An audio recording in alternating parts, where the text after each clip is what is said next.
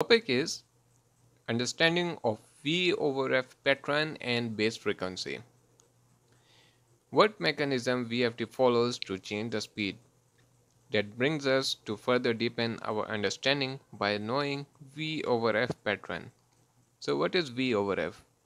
As the name implies, it means voltage over frequency, which means that as the frequency increases, voltage also increases. And in other words, it is proportional. So as an example, if rated frequency is 60 Hz and rated voltage is 380, then at 0 Hz the voltage should be 0. At 60 Hz the voltage should be 380.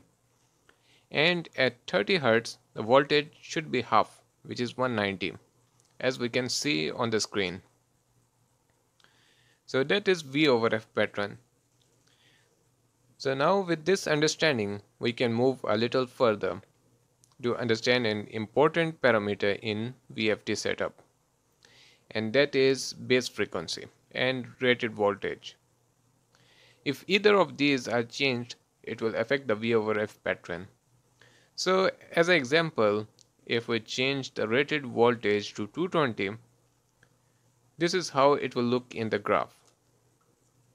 So now instead of reaching 380 volt to meet 60 Hz, it just went to 220 volt. Now let's see what will be the pattern in case of 380 as rated voltage and 50 Hz as base frequency. So we see again the pattern changes.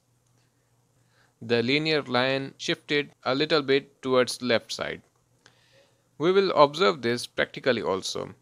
But one thing we need to know is that these parameters of motor, which are rated voltage and base frequency, need to be entered accurately. And any change will affect the torque, which can either affect the load handling capability or providing high voltage to the motor, leading to the insulation damage of motor winding.